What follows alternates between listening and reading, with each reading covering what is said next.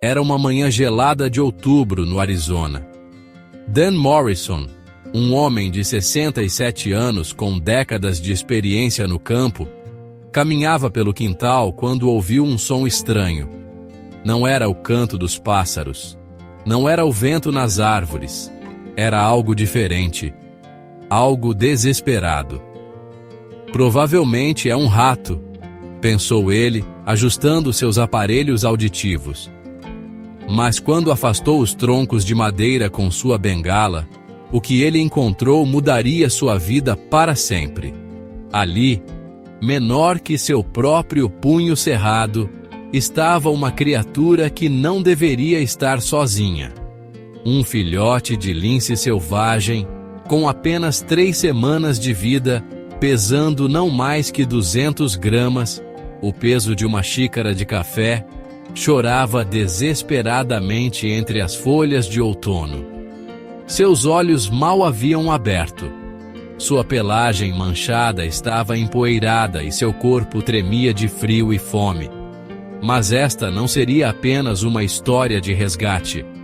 O que estava prestes a acontecer desafiaria tudo o que sabemos sobre instinto animal, maternidade e os limites do amor entre espécies. Ellie! Ellie, venha ver isso! Dan gritou para sua esposa. Eleanor Morrison, aos 64 anos, tinha criado 3 filhos e ajudado a criar 7 netos. Ela achava que já tinha visto de tudo. Estava errada. Quando viu o filhote, seu instinto materno não perguntou qual era a espécie. 20 minutos depois, estavam ao telefone com o Centro de Reabilitação de Vida Selvagem do Arizona. Margaret Maggie Whitfield, uma veterinária com 30 anos de experiência, foi direta. Vocês estão a 140 quilômetros daqui. Estamos com capacidade máxima. Se puderem cuidar dele por alguns dias, eu os oriento. O que nenhum dos dois esperava era a reação de Bob, o husky siberiano de 6 anos da família. Bob não era um cachorro comum. Com seus 32 quilos de puro músculo e pelagem densa, seus olhos azuis como o gelo do Ártico e seu jeito carismático, ele parecia mais um lobo domesticado do que um animal de estimação. Quando Ellie entrou em casa com o filhote embrulhado em uma toalha, não as de Natal, Dan havia protestado em vão. Bob abandonou seu brinquedo favorito e se aproximou. Seus olhos fixaram-se no pequeno embrulho. Dan se preparou para intervir. Afinal, huskies têm forte instinto de caça. Mas o que aconteceu a seguir desafiou toda a lógica. Bob sentou-se. Inclinou sua cabeça massiva para um lado, depois para o outro. Então, algo extraordinário. Ele se abaixou completamente, fazendo seu corpo de 32 quilos parecer o menor possível, e cheirou o filhote com uma delicadeza surpreendente. O pequeno lince, que Ellie já havia batizado de Mickey, uma homenagem ao famoso camundongo dos desenhos, deu um passo cambaleante à frente. E então, com uma coragem que só um bebê inocente poderia ter, ele bateu com sua patinha minúscula no nariz úmido de Bob. Meu Deus! Dan sussurrou, mal acreditando no que via. A cauda de Bob começou a abanar devagar. Ele soltou um sopro suave de ar, como se dissesse, "Olá, pequenino." Naquele momento, Mickey decidiu. Aquela enorme criatura peluda era sua família. Para entender o que aconteceu, precisamos mergulhar na ciência do comportamento animal.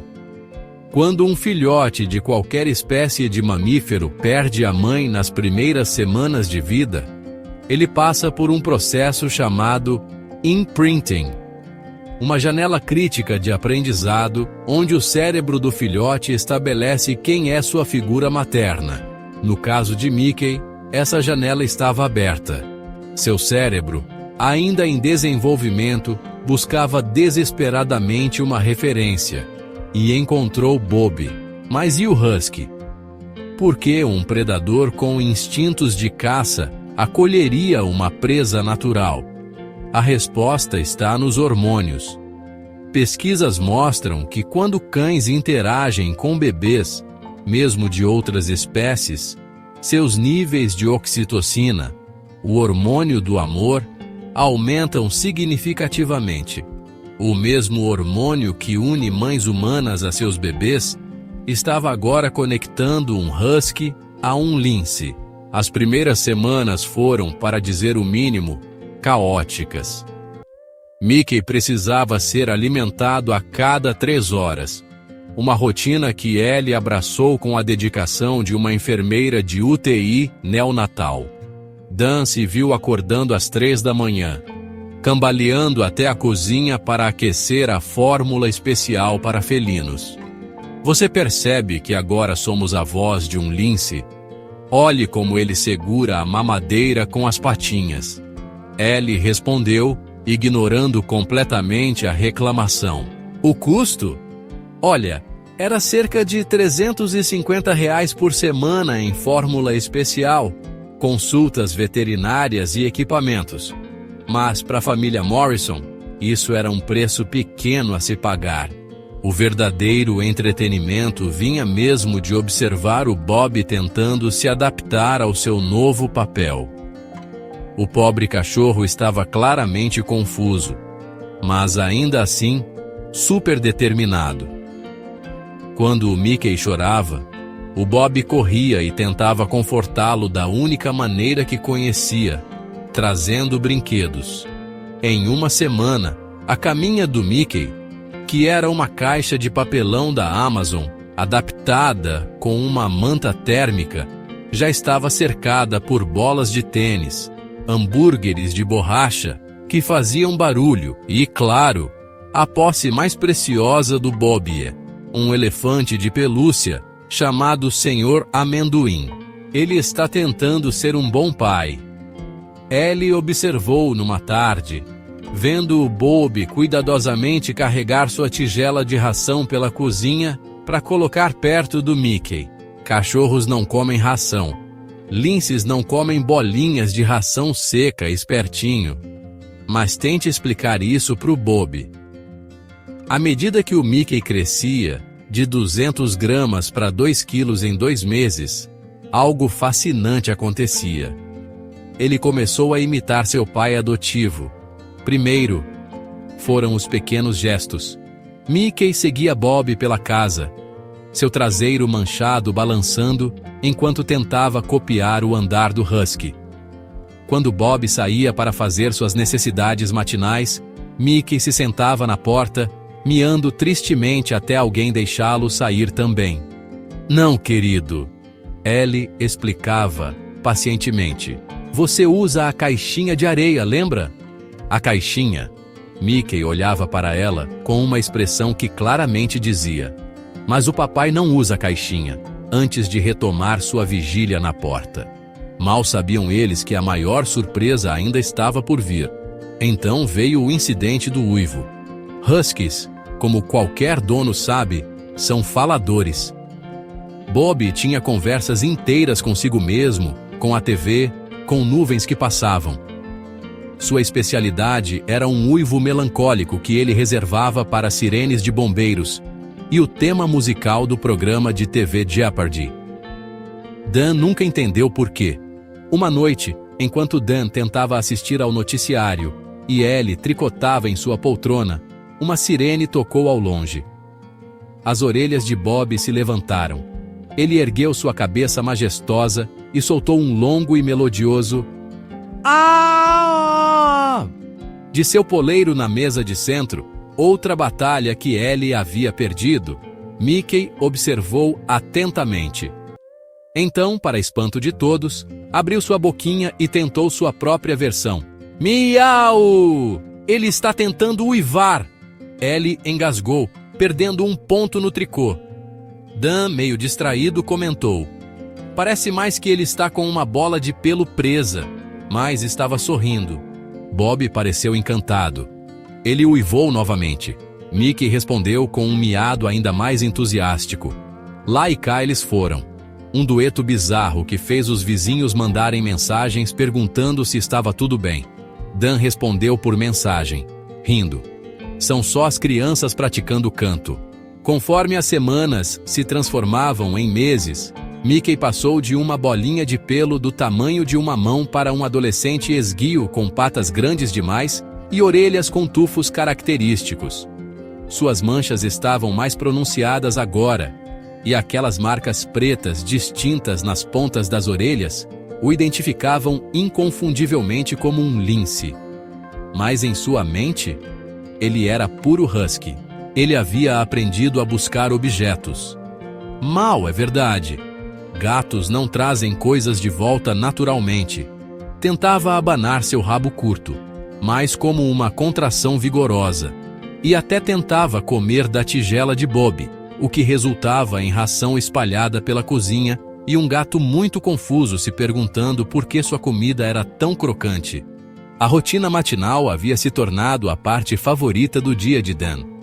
Ele acordava para encontrar Bob parado pacientemente ao lado da cama de Mickey, que havia sido promovida de caixa para uma cama de cachorro de verdade, embora Mickey preferisse a cama de Bob de qualquer forma. O cachorro cultuava gentilmente o lince para acordá-lo e Mickey se espreguiçava luxuosamente antes de subir nas costas de Bob para um passeio até a cozinha. Você está mimando os dois, Dan acusou Ellie, que geralmente já estava preparando 2 cafés da manhã. Comida adequada para gatos para Mickey, que ele comia relutantemente, e a ração habitual de Bob, que Mickey continuava tentando roubar. Ellie respondeu, meio rindo. Ah, como se você não desse petiscos escondido quando pensa que não estou vendo. E então completou. Vi você dando bacon para o Mickey ontem. Dan tentou se justificar, dizendo, aquilo era bacon medicinal. Ellie não deixou barato e perguntou, bacon medicinal? Dan insistiu. Ele estava parecendo anêmico. Ellie revirou os olhos, mas sorriu. A verdade era que ambos haviam se apaixonado completamente por sua estranha pequena família. O verdadeiro teste veio quando Meg, do Centro de Vida Selvagem, ligou com um pedido inusitado. Temos um lince macho adulto aqui, ela explicou. Resgatado da mesma área onde vocês encontraram Mickey. Há uma chance, apenas uma chance, de que ele seja o pai. Gostaríamos de fazer um encontro supervisionado, ver se há algum reconhecimento. Dan sentiu o peito apertar. E se houver? Você vai levar Mickey? Houve uma pausa. Dan, vou ser honesta. Mickey foi criado por humanos por 2 meses agora. Ele se vinculou a você, a Ellie e, pelo que você me contou, especialmente ao Bob. As chances de reintrodução bem-sucedida na natureza são mínimas. Mas precisamos avaliar seu comportamento perto de outros linces para o arquivo dele. Eles concordaram, embora Ellie passasse a semana seguinte preocupada. E se Mickey quiser ir com o pai verdadeiro? E se ver outro lince despertar algum instinto selvagem? Ela pensava. Então lidaremos com isso, Dan disse, embora ele também tivesse se apegado ao seu filho adotivo manchado. No dia do encontro, Meg chegou com uma grande caixa de transporte. Dentro havia um magnífico lince adulto, facilmente 3 vezes o tamanho de Mickey, com 15 quilos de músculos puros, com o tipo de presença que lembrava você de que estes eram predadores de topo, não animais de estimação. Montaram tudo no quintal cercado dos Morrison. Meg soltou o lince adulto, eles o chamavam de Rex, em um cercado temporário que ela havia trazido. Rex imediatamente começou a explorar, marcando seu território com uma autoridade que fez Dan agradecer pela cerca resistente. Ok, disse Meg. Tragam Mickey, mas mantenham Bob dentro por enquanto. Queremos ver a reação natural dele. Ellie carregou Mickey para fora, suas mãos tremendo levemente. As orelhas do jovem lince giraram para frente quando ele captou o cheiro de Rex. Suas pupilas dilataram. Calma, bebê. Ellie murmurou, colocando-o no chão a uma distância segura do cercado. Por um longo momento, os dois linces se observaram. Rex soltou um chilrear baixo, um som de saudação. As orelhas de Mickey se achataram levemente. Ele deu um passo à frente, depois 2, seus movimentos cautelosos, mas curiosos. Rex chilreou novamente, desta vez se movendo mais perto da cerca. Mickey se sentou, inclinando a cabeça em um gesto estranhamente reminiscente de Bob. Ele abriu a boca e soltou um uivo, ou melhor, sua versão de um uivo, aquele mesmo grito estrangulado que ele vinha praticando com seu pai. Rex pareceu completamente confuso. Justo naquele momento, Bob, que vinha observando da janela da cozinha com crescente agitação, decidiu que já era suficiente. O cachorro, de alguma forma, conseguiu abrir a porta de trás com o focinho. Dan fez uma nota mental para consertar aquela tranca.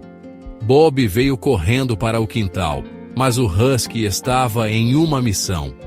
Ele correu direto para Mickey, posicionando-se entre o jovem Lince e Rex.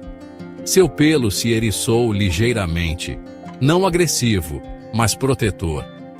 Este era seu filho, e nenhum estranho, Lince ou não, ia perturbá-lo. Mickey imediatamente se animou. Ele se esfregou nas pernas de Bob, ronronando alto. Depois subiu nas costas do cachorro, seu lugar seguro. De seu poleiro, ele olhou para Rex com interesse moderado, como se dissesse: "Obrigado pela visita, mas estou bem aqui." Rex, por sua vez, pareceu aceitar este arranjo bizarro com pragmatismo felino. Ele deu mais um chilrear, depois voltou a explorar seu cercado temporário, aparentemente descartando o híbrido estranho de cachorro-gato. A avaliação foi clara.